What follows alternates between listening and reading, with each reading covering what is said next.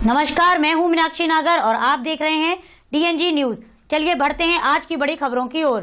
थाना गोविंदनगर पुलिस व स्वाट टीम मथुरा ने मुखबिर की सूचना पर थाना गोविंद नगर पर दर्ज मुकदमे की घटना में प्रकाश में आए अभियुक्त लाला उर्फ रितेश पुत्र बाबूलाल अग्रवाल निवासी गुरु कृपा संगम थाना गोविंदनगर मथुरा को राधापुरम बॉर्डर हनुमान मंदिर के पास वृंदावन मथुरा रोड से आला कत्ल 1 पैना सूजा, चांदी और सोना सहित जिसकी कीमत 1,25,00,000 लगभग 18,000 रुपये नगद व घटना में प्रयुक्त स्कूटी के साथ गिरफ्तार कर चांदी व्यापारी सतीश चंद्र गर्ग की हत्या का खुलासा कर दिया है।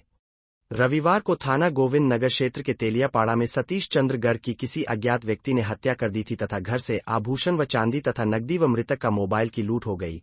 सनसनीखेज घटना के खुलासे के लिए SSP मथुरा द्वारा 6 टीमों का गठन किया गया।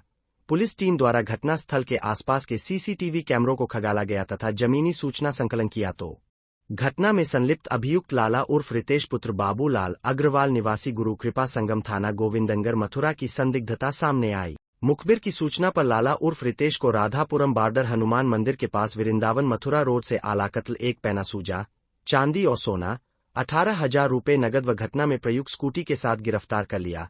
जानकारी करने पर लाला ने बताया कि मृतक सतीश चंद्र गर्ग उसके सगे फूफा है। अभियुक्त ऑनलाइन बैटिंग साइट लोटस 365 पर जुआ खेलने का आदी है, जिसमें लगातार हारने के कारण उस पर लगभग 35 लाख रुपए का कर्जा हो गया है। उसे चुकाने तथा बेहतर जीवन जीने के लिए उसे धन की आवश्यकता थी। इसी कारण से उसने अपने फूफा सतीश चंद्र गर्ग की हत्या कर दी।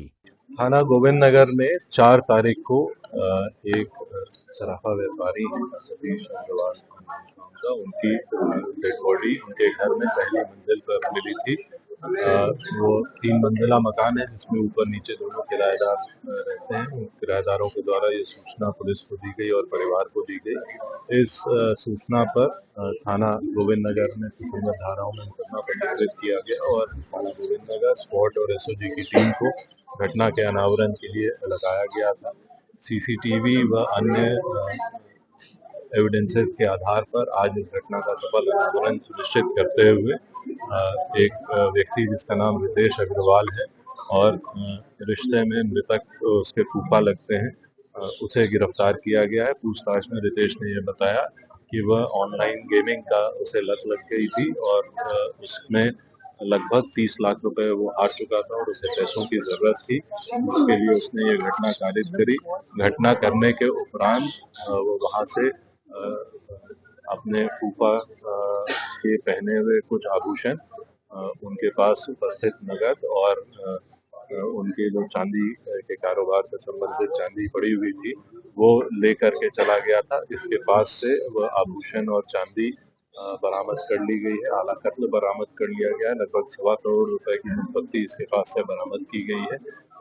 इसके अतिरिक्त जो स्कूटी जो कि घटना में प्रयोग की गई थी वह बरामद किया गया है। पूछताछ करते हुए इसे न्यायिक अभिरक्षा में भेजा जा रहा है। आपके सतीश चंद्र जी की हत्या का आज खुलासा पुलिस द्वारा किया गया है।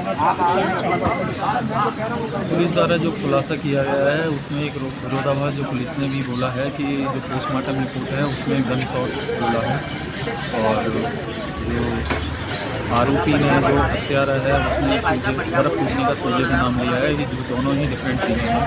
हमारा ये कहना है कि उसके पास 2 हथियार भी हो सकते हैं कि उसके पास गन भी हो सकती है, बंदूक भी हो सकती है और उसके पास सोजा भी हो सकता है।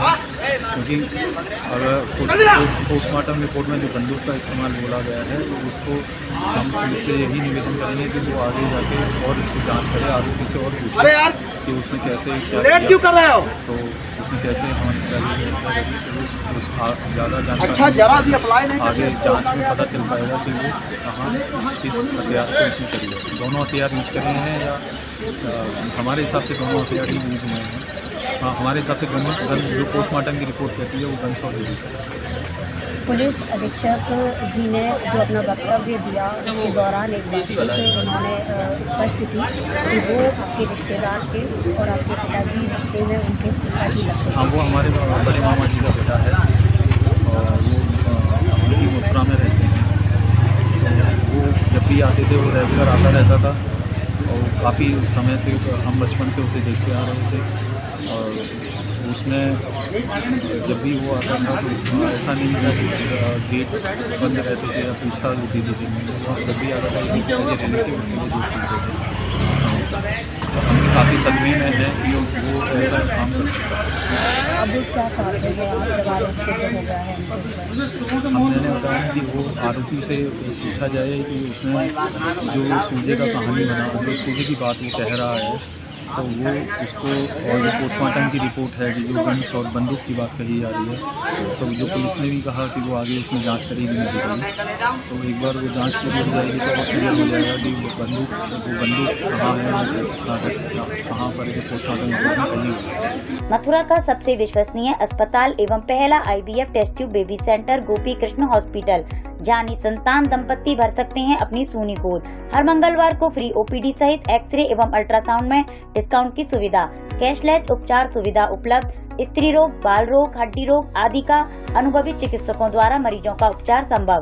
हर प्रकार की जनरल सर्जरी एवं दूरबीन विधि से लैप्रोस्कोपिक ऑपरेशन। गोपी कृष्ण हॉस्पिटल एक वन स्टॉप सॉल्यूशन है सभी प्रकार की इनफर्टिलिटी ट्रीटमेंट्स का। जैसे कि यदि आपके बच्चे नहीं हो रहे हैं, सिंपल इलाज कराना हो, IUI, IVF, ICSI, egg donation, laparoscopy, इस तरीके सभी तरीके के इनफर्टिलिटी के जो इलाज है हमारे हॉस्पिटल में होते हैं।